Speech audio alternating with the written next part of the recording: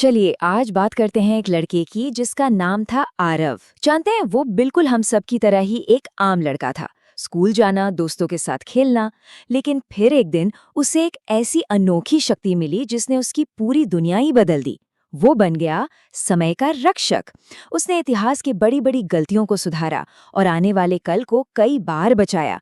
पर क्या होता है जब किसी हीरो को अपनी सबसे बड़ी, सबसे मुश्किल परीक्षा का सामना करना पड़ता है?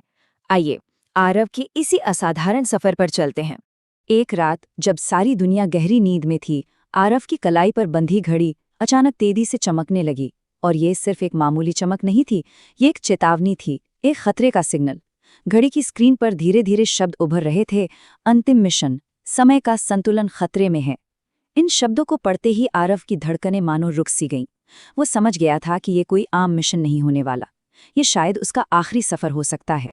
तो बिना एक पल भी गंवाए आरव ने अपनी अंतिम यात्रा की तैयारी शुरू कर दी। देखिए, ये मिशन किसी एक लड़ाई को जीतने या किसी एक दौर को बचाने के लिए नहीं था। इस बार तो खतरा कहीं ज्यादा बड़ा था। इस बार समय की पूरी नदी की खतरे में थी। अतीत, वर्तमान और भविष्य सब कुछ दांव पर लगा था। जैसे ही आरव ने अपनी घड़ी का बटन दबाया, उसे ऐसा महसूस हुआ जैसे उसे किसी ने एक झटके में कहीं खींच लिया हो। जब उसकी आंखें खुलीं तो वो किसी जानी पहचानी जगह पर नहीं था। ये ना तो गुजरा हुआ कल था और ना ही आने वाला। ये तो समय के बाहर की कोई जगह थी। चारों तरफ अंधेरा था और बीच में सिर्फ एक अंतहीन चमकता हुआ रास्ता। यहाँ आकर आरव को पहली बार सच में अकेलापन और डर महसूस हुआ। सोचिए, ये कैसी दुनिया थी जहाँ ग्रेविटी और समय जैसे बुनियादी नियम भी काम नहीं करते थे। हर एक कदम एक नई अनिश्चितता से भरा था। और इसी अजीब से सन्नाटे के बीच आरव को ये एहसास हुआ कि वो अकेला नहीं है। कोई या शायद कुछ उसे देख रहा था। तभी उस चमकते हुए रास्ते पर हवा में से एक आकृति उभरी। उसका लिबास रात से भी ज्यादा काला था और उसकी आंखें किसी तारे की तरह चमक रही थीं। जब वो बोला तो उसकी आवाज में हजारों सालों की गूंज थी। उसने कहा, मैं हूं काल, मैं स्वयं समय हूं। काल ने आरव को बताया कि उसे यहाँ क्यों लाया गया है। कोई है, काल ने कहा, जो समय के धागों के साथ खिलवाड़ कर रहा है। वो इतिहास को अपनी मर्जी से बदल रहा है और अगर उसे रोका नहीं गया तो सब कुछ, तुम्हारा अतीत, तुम्हारा आज और तुम्हारा आने वाला कल, सब कुछ राख हो जाएगा। आरव के मन में अब बस एक ही सवाल था, आखिर ये दुश्मन है कौन? तो अब वक्त था उस दुश्मन से मिलने का, जो समय में ये सारी उथल-पुथल मचा रहा था। काल ने आरव को एक नज़ारा दिखाया। उसमें एक आदमी था जिसका नाम था विराज। उसकी आंखों में लालच और घमंड साफ झलक रहा था। उसने समय को कंट्रोल करने की शक्ति किसी अच्छे काम के लिए नहीं, बल्कि सिर्फ अपनी तिजोरियां भरने और अपनी तानाशाही कायम करने के लिए चुराई थी। विराज का हर स्वार्थी कदम समय की नदी में जहर की तरह घुल रहा था। वो एक दौर में खुद को राजा बना लेता तो दूसरे में सबसे अमीर आदमी। लेकिन उसकी इस अमीरी और ताकत की कीमत लाखों मासूम लोग चुका रहे थे। परिवार बिछड़ रहे थे, शहर तबाह हो रहे थे और ये सब हो रहा था सिर्फ एक आदमी के लालच के लिए। ये सब देखकर आरव का खून खौल उठा। उसे पता था कि उसे अब क्या करना है। एक ही पल में वो उस जगह पहुंच गया जहां विराज अपनी शैतानी मशीन को चला रहा था। विराज ने हंसते हुए कहा, समय अब मेरा गुलाम है। तब आरव ने गरज कर जवाब दिया, समय किसी एक का नहीं होता, ये सबका होता है। और इसी के साथ अंतिम लड़ाई शुरू हो गई। अब हम कहानी के उस मोड़ पर पहुंच चुके हैं जहां आरव को एक ऐसा फैसला लेना था जो लगभग नामुमकिन था। हार को अपने करीब देखकर विराज बौखला गया। उसने अपनी मशीन की सारी ताकत एक साथ छोड़ दी।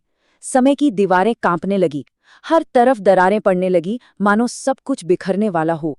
आरव फौरन समझ गया कि सिर्फ विराज को हराने से काम नहीं चलेगा। उसे इस तबाही की जड़ यानी इस मशीन को ही खत्म करना होगा। और तभी उसकी घड़ी ने उसे एक भयानक सच दिखाया। उस मशीन को रोकने का सिर्फ एक ही रास्ता था। आरव को अपनी सारी शक्तियां, अपनी पहचान, समय का रक्षक होने का गौरव, सब कुछ हमेशा के लिए त्यागना होगा। ये एक सीधा साधा चुनाव था, या तो वो अपनी असाधारण जिंदगी बचा ले या फिर पूरी दुनिया को। एक पल के लिए आरव सच में हिचकिचाया। क्या वो वापस अपनी साधारण सी जिंदगी में लौट सकता है? लेकिन फिर उसने उन अनगिनत लोगों के बारे में सोचा जिनकी जिंदगियां दांव पर लगी थीं। उसने एक गहरी सांस ली, अपनी आंखें बंद की और मन में कहा, अगर इससे दुनिया बचती है तो मैं तैयार हूं। उसने अपने दोनों हाथ मशीन पर रखे और अपनी सारी शक्ति उसमें डाल दी। एक पल के लिए सब कुछ तेज सफेद रोशनी में डूब सा गया और फिर सिर्फ खामोशी। मशीन शांत हो चुकी थी और समय का रक्षक अब इतिहास बन चुका था। लेकिन जानते हैं, ये कहानी का अंत नहीं था। ये एक नायक के अंत की और एक इंसान की नई शुरुआत की कहानी थी।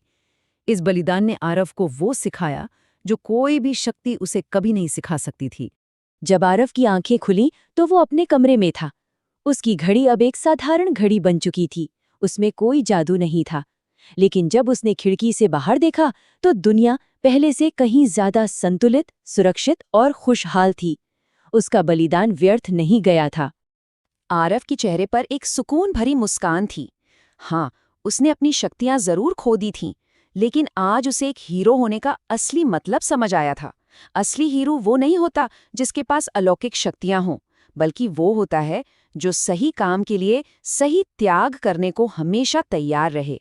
तो इस पूरी कहानी से 3 मुख्य बातें सीखने को मिलती हैं। पहली, समय एक बहुत बड़ी ताकत है। दूसरी, लेकिन उस ताकत को संभालने की जिम्मेदारी उससे भी कई ज्यादा बड़ी होती है। और तीसरी, अंत में हमारे सही फैसले ही हैं जो असल में दुनिया को बचाते हैं। और हम आपको इसी सवाल के साथ छोड़ जाते हैं। आरिफ की कहानी हमें सिखाती है कि उसने अपनी सबसे बड़ी शक्ति समय को ही त्याग दिया। तो क्या असली शक्ति समय को नियंत्रित करने में है या फिर जिम्मेदारी, बलिदान और सही चुनाव करने की हिम्मत में? शायद असली शक्ति समय से भी कहीं बड़ी है।